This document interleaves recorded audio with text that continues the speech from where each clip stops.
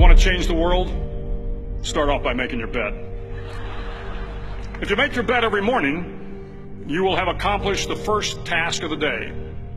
It will give you a small sense of pride, and it will encourage you to do another task, and another, and another. And by the end of the day, that one task completed will have turned into many tasks completed.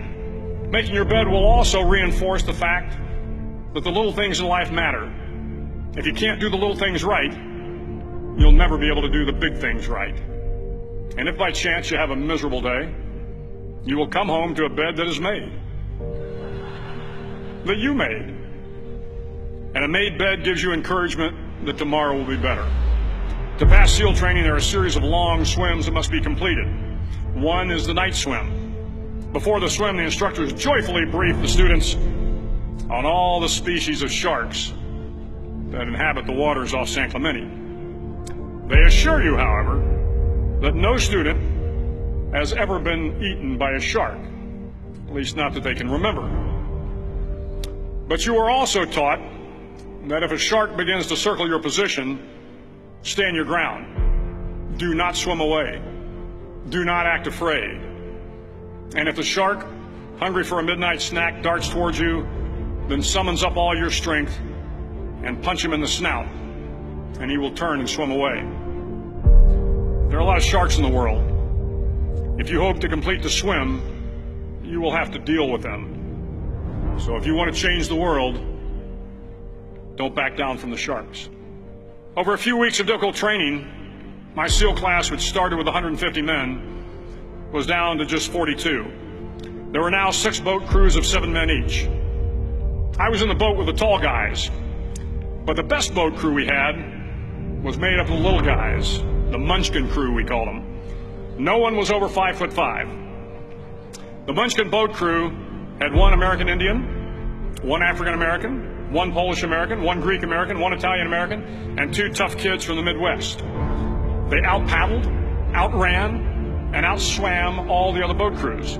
The big men in the other boat crews would always make good-natured fun of the tiny little flippers the Munchkins put on their tiny little feet prior to every swim.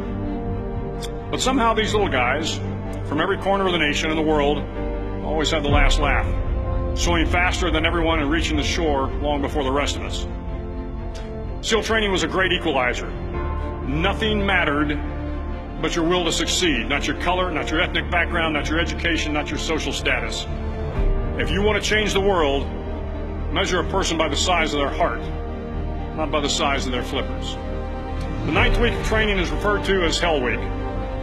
It is 6 days of no sleep, constant physical and mental harassment, and 1 special day at the Mud Flats. The Mud Flats are an area between San Diego and Tijuana where the water runs off and creates the Tijuana Sloughs, a swampy patch of terrain where the mud will engulf you.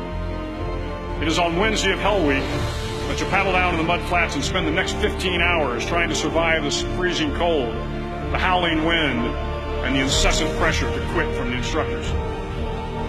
As the sun began to set that Wednesday evening, my training class, having committed some egregious infraction to rules, was ordered into the mud.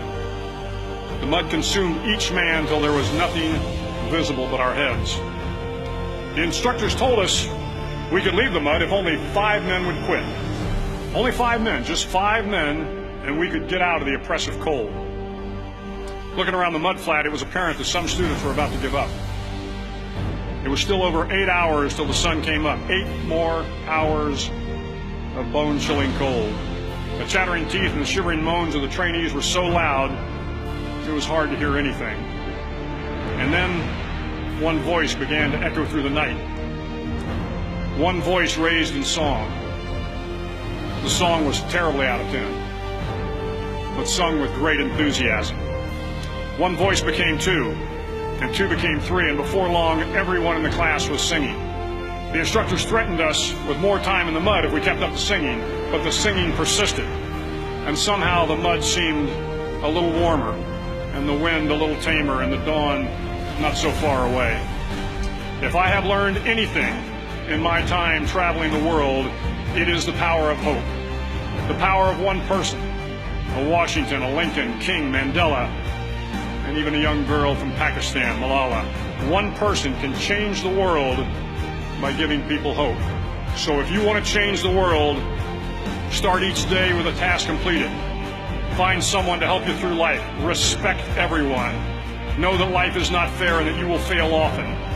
But if you take some risks, step up when the times are the toughest, face down the bullies, lift up the downtrodden, and never ever give up. If you do these things, the next generation and the generations that follow will live in a world far better than the one we have today. And what started here will indeed have changed the world for the better.